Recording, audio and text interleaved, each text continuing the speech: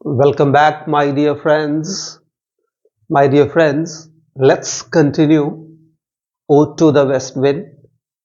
In the last video, I covered the first canto of the poem carrying 14 lines. Now let's look at the second canto that also carries 14 lines. And the total cantos used in the poem, the total number of the cantos in the poem, 5, each carries 14 lines, means each and every canto of the poem is written in sonnet form. You see this. So in the first canto, we saw the impact of the wind, of the west wind, and now let's look at its impact, the impact of this mighty wind that is like a deity for P.B.Shelley. Why? Because only a deity or a god can destroy and preserve. So now let's look at its impact, the impact of the wind in the sky.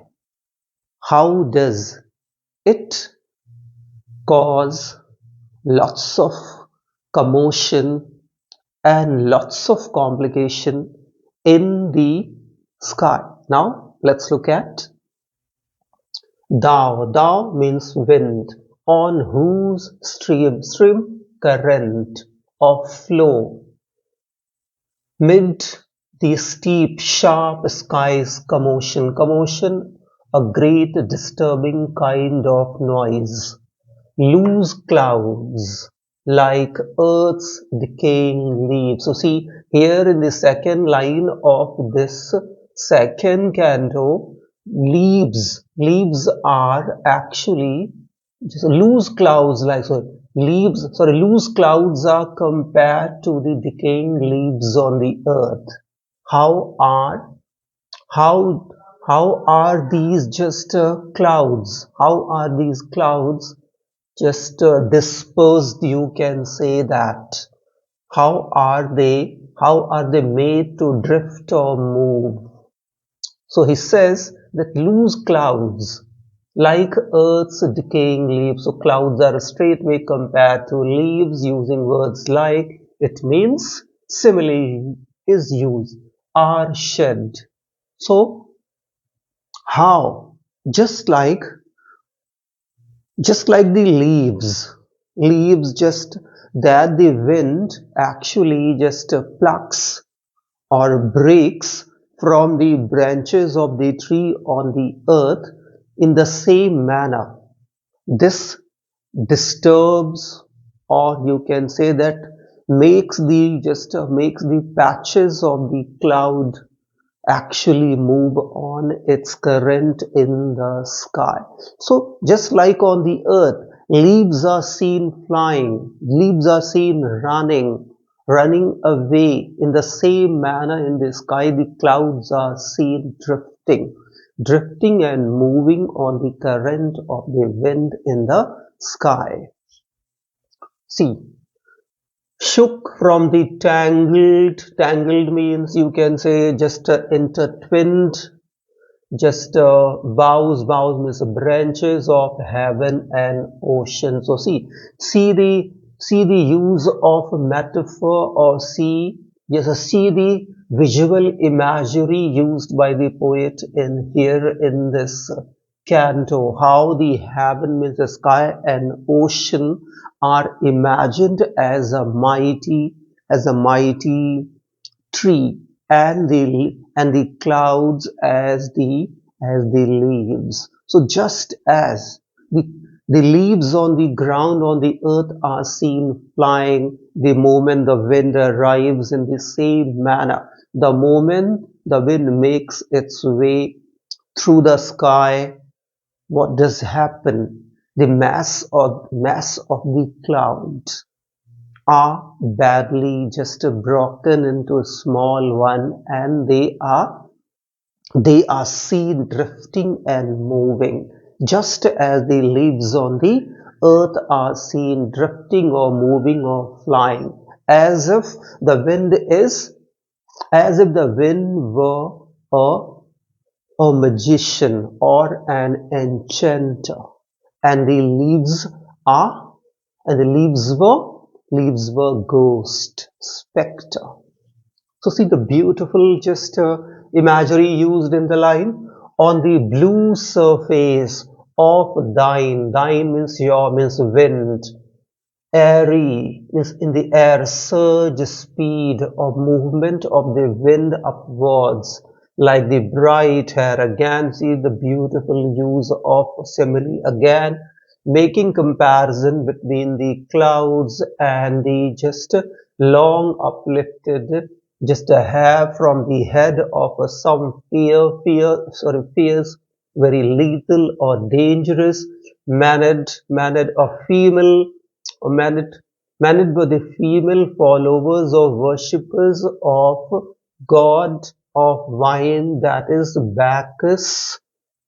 Here, here in these lines, so here the clouds that are drifted or that are badly disturbed by the mighty just wind are seen floating or drifting everywhere from the lowest point of horizon, that imaginary line that we draw a natural scenery with the hills and mountains, rivers and sun, and that imaginary line where the sky and the earth seem to touch or meet. So that is the lowest point, and the horizon, that is the horizon where the earth and the sky actually meet if we draw something, and the zenith if we look straight way up under the open sky, what we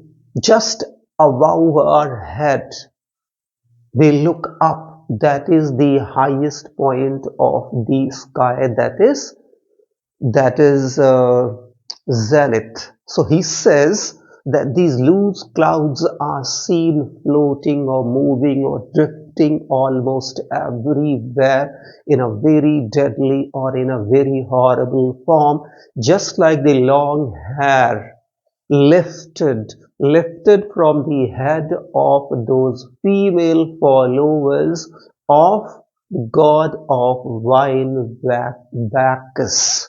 See the just imagery made use by the poet in this poem, and see a kind of a horrible or kind of a terrifying atmosphere being just created by the poet. Why? Because very soon this deadly or lethal atmosphere will cause the death of this dying air or this air. So he says of some fierce mannered, even from the dim verge that I told you, horizon you see from the zenith height, highest point of the sky, the locks of approaching a storm. Locks again metaphor is used. Why? Because straightway clouds are called locks actually hair. Why? Because they are compared to the fierce, just compared to the just uplifted hair of meaned female follower of god of wine. So that's why here the locks of approaching a storm, it stands for the clouds, the locks of approaching a storm. So he says that wherever, very soon, before before the arrival of the west wind, how is the sky is at peace, sky is absolutely peaceful. The clouds are at its own place in a peaceful manner. There is no movement and no drifting of the clouds, but the moment the wind reaches, starts moving across the sky, first of all it causes the just a mass of the cloud to drift. First of all, it breaks them, and it dislodges, or you can say that it somehow creates a kind of turbulence or disturbance in such a manner that the clouds start moving or drifting, just like the leaves start flying the moment the wind reaches the earth. So the cloud overcast the sky, and how do these clouds look like? Just like the long, just uplifted hair from the head of the female followers of the just god of wine fertility, Bacchus. And they are the locks of the approaching storm, means that a storm that very soon will come. Thou dirge, and now he calls the wind the dirge. Dirge, a kind of a sad song, that was a kind of a mourning song sung on the death of someone, of the dying year. It means now the just here the poem is shifted in the month of December. Maybe it is the last day or the date of the December 31st December. This year is just going to die, paving way for the new year to arise or come on 1st January, to which the closing night, so see how the night is compared, will be the dome. Here the closing last night of 31st December is compared to a dome of this. There is a repetition of this word, there is no need of this word. See, will be the dome of vast sepulchre. Sepulchre is a kind of a grave. Grave, you know that pit that is dug for putting the dead body under the ground, or for burying the ground. So he says this closing night, last night of 31st December, is this last night of 31st December look just like a dome, this kind of a structure that is made on the top of the mosque, or the some places of worship. So he says this last night of 31st December is suspending, is hanging just like a dome that is actually just built or constructed right on the top or above the grave. He says, see, the vast sepulchre, vaulted, arched, it's a kind of a shape, with all thy my congregated, gathered might of vapors, you know, that moisture, from whose solid atmosphere, and from the solid atmosphere of the vapors, what will happen? Black rain, means just a mass destructing, or just a great destruction causing rain. Fire and hail, means snowfall will burst, means will start over here. So see, again and again he wants the wind to hear him. Why? Because he wants the wind to carry forward or carry his message to the people of his own country. Why? Because he is at present in the self-imposed exile in Italy, and he cannot stand by the side of his people who have suffered the loss of the life of their dear ones in the Peterloo massacre, and they feel absolutely low and feel absolutely weak. So here he wants to tell them through this poem that fine, they have suffered a massive loss, no doubt at all, and the loss is irreparable, but they need to bear one thing. Every cloud has a silver lining. After a storm, there is a peaceful night, a peaceful time. After every complication or problem, there is peace, there is hope. After every night, there is morning. So fine, they are in the bad phase of their life, but that phase of life will very soon pass away, paving way to the paving way for the good and bright and loving and sweet just phase of their own life.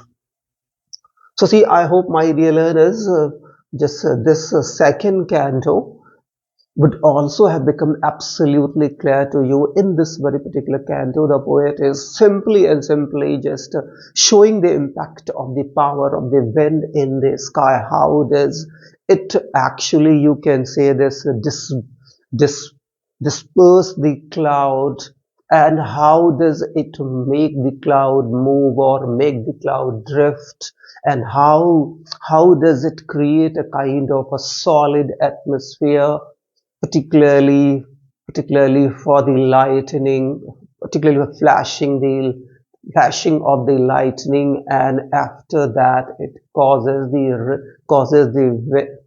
the actually cloud to bring heavy rainfall on the earth, and with that heavy rainfall, this year ends, paving way for a new year to come up.